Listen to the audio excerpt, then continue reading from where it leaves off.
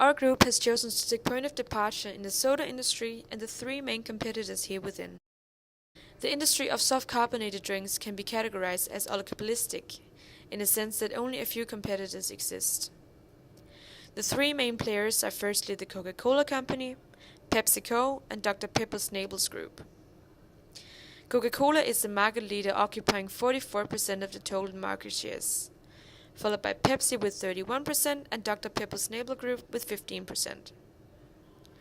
Right now, the industry is situated in the majority stage of the industry life cycle.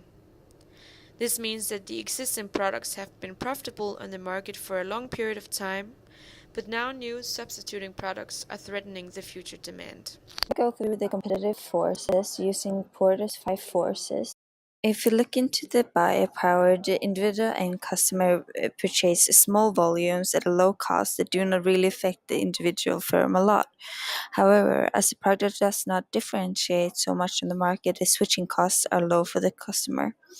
Brands like Coca-Cola and Pepsi, however, got a very strong brand identity and an extremely high brand loyalty, which makes the consumers less price sensitive. The only customer that has bargaining power would be a retailer that buys large volumes, like Walmart, for an example. However, good contracts with the big retailers would be able to protect the firms with concern to this threat. What would be considered is that the big firms on the market mostly sells to retailers and not directly to the end customer. This gives the firms the challenge of keeping track of retail's price so that the price is not too high to result in a loss of end customers. The company therefore needs to sell to a low enough price so that retailers can keep low enough price to make the customers come back. However, we can see that the price of soda is relatively consistent and the company and the retail needs to absorb the change in price. The buyer therefore don't have a lot to say and the buyer power would therefore be considered to be low, as the soda producers is the dominant party in the relationship. Looking into the supply power, there is a high number of suppliers on the market and very low switching costs for the producers, as the producers don't require any specific material, which makes it easy for the producers to switch supplier if the supplier would raise the prices or cause any other inconvenience. However, it's hard for the supplier to switch away from brands like Coca-Cola, PepsiCo, and Dr. Pepper Snapple, as they are large volume customers. They are all very valuable customers for most suppliers as they put orders of great quantity. It would be the supplier that would lose a lot if the big producer would switch away from their supply, since the beverage market is a very profitable industry. However, there is no directly substitute for raw materials used in production, but the number of suppliers is high, making the companies less dependent on a specific supplier. Even if the price of raw materials could vary over time, the effect on the established companies would be minimal due to good contracts put in place. Therefore, the supplier power is weak and does not pose a direct threat to the producers on the market. So the threat of new entries, the industry for soda have medium to high barriers to entry because a potential penetrator needs to invest heavily in production plants to produce its product, making it difficult to reach economic of scale. The penetrator also needs to invest a lot in research and development to compete with other competitors. So actually the soda industry, it requires a large amount of capital to penetrate in the industry. The soda industry is also known for their large investment in marketing to expand and maintain their positions in the market. Therefore, it can be difficult for a new penetrator to make a name of themselves. And a penetrator also needs to have their own special recipe that isn't like other products, because these recipes from the competitors are patented. And if they do copy, then they will probably face high lawsuits. The threat of substitutes product. Today, the soda industry have multiple substitutes products that consumers can buy instead of soda. Substitute products could be juice, energy drink, tea, soda stream, and coffee. When customers buy soda, it's mostly because of the sugar, caffeine, and because they're feeling thirsty. And many people today is actually changing or shifting from sodas to coffee because of the high level of caffeine, and at the same time it's healthier to drink coffee. There's definitely a high threat from substitute products. The soda industry is not growing as rapidly as before. In fact, it has been experienced decreasing growth during the last years.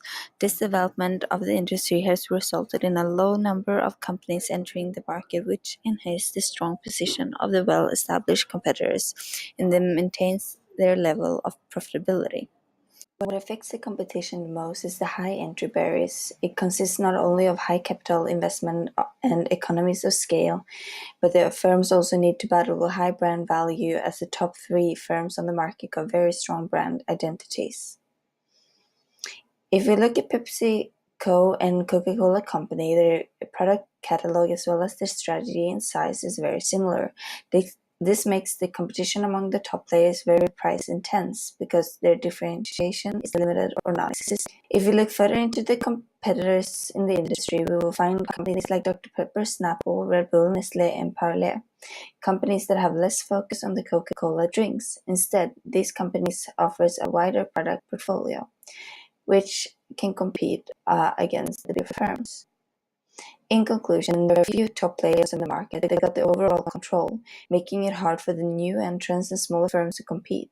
This creates a highly competitive market and making competitive rivalry a strong force, whereas the manufacturers all present strong and well-established product portfolios. Their product range can be the tipping point for winning the strongest competitive advantage. Secondary factors such as price and brand value does, however, also impose a significant threat to the already established competitors on the market. To analyze the global environment of the soda industry, we will be using the pest analysis. Firms in the soda industry operate on a global level and have to deal with a broad and dynamic political environment. Global markets have various political systems and customs on how everyday situations should be dealt with, including operations, business, taxation, and regulatory requirements. It is crucial for a firm such as Coca-Cola to be up to date and remain responsive to changes in their political environment, whether it is in their domestic market, in the US, or in a more distant country. Highly populated developing countries such as Brazil and India are some of the main markets for soda firms, with a substantial number of existing and potential customers. Being a major global player with a high volume of output, the large firms in the soda industry are able to effectively capitalize on economies of scale and scope through strategic placement of their production sites and distribution channels. While this is a benefit for the company, operating in unstable countries comes with the risk of changes being made in, for example, labor laws by governments or labor unions. Not only do these countries are seen to have uncertain political systems, but they also struggle with issues such as corruption and terrorism. Changes in these factors could pose significant risks to the companies, as well as require quick and large-scale adaptation in, for example, Coke's supply chain to avoid potential financial losses. Another major political issue and a global trend that the soda firms are facing is governments and NGOs promoting healthier lifestyle by, for example, enforcing legislation and taxes to limit consumption of sugary drinks. An important economic factor for any business is the global and local business cycles that determine demand and interest rate changes. In the developing countries, there is an increase in demand due to a growing middle-class population, whereas per capita income is high in the US. The industry is simultaneously facing slow growth in most economies and indebtedness of countries as well as individuals. This decreases their disposable income that could be spent on Coca-Cola or PepsiCo products. However, the major companies in the industry have extremely broad product portfolios, from Coca-Cola Original to bottled water and health beverages, through which they can offer a wide range of offerings with high volumes to their customers, while mitigating risks of a single poorly performing product in our portfolio. Input scarcity is also an aspect to consider in the Coca-Cola company's production. Specifically, Coca-Cola's production requires rare inputs such as vanilla beans and cola nuts that are labor-intensive to produce and may become more difficult to grow, and thus will increase in price over time. Over the years of being in the business, the Coca-Cola company has successfully become part of many people's daily life, with leading presence in the beverage industry. Having such a strong brand and being an integral part of culture and habits reduces the effect of changes in their business environment, as people's behavior is generally hard to change. As the largest players in the soda industry are operating in many different countries, they have to consider the effect of several social factors coming from the macro environment. There's been a large shift in consumer preferences recently in terms of soda beverages in many parts of the world. Consumers are becoming more aware of the consumption of sugar-carbonated drinks and its effect on the body, as well as how sugar substitutes are also negatively influencing their health. This forces existing companies to innovate and develop new marketing strategies, as well as expanding their product line.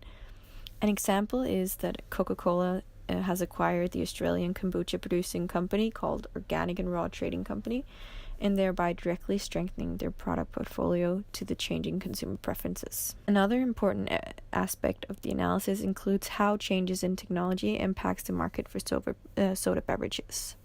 In the recent years, there's been a rapid increase in the development of technology, enabling the soda industry to revolutionize their production as well as their marketing strategies. The technological development includes intensified use of social media platforms and apps, as well as innovation within production and recycling technology. The marketing of the main players has shifted in order to adapt to the new trends and demands of social media influence. An example is that Pepsi launched their Pepsi Generation Summer Campaign 2018, where they used digital content to reach out to their customers. They encouraged their consumers to join the conversation online using their hashtag #ThisIsPepsi. Due to the increase in the awareness and focus on more sustainable production and recycling internationally, the pressure on the companies in the soda industry intensifies towards optimizing their packaging and production to become more environmentally friendly. Both Coca-Cola and Pepsi has initiated new strategies in order to adapt to the changing focus. Coca-Cola by introducing new strategies on recycling and producing, and Pepsi by acquiring companies that incorporate different technologies in their products. The main challenge identified concerned the threat of substituting products. Throughout the last couple of years, global health has become the center of attention, which has made a significant impact on consumer preferences. Therefore, the current manufacturers of sugary sodas are forced to try to redefine the image of sodas in order to withhold demand. We can thereby discuss whether a merger with other manufacturers within different segments can be a potential strategy to ensure profitability, as we have seen in the case of Dr. Pepper's Naples. We do, however, believe that the existing companies within the soda industry are well established both financially but also in the eyes of its consumer base. And if they anticipate the changes occurring in the environment, they will maintain profitable in the years to come.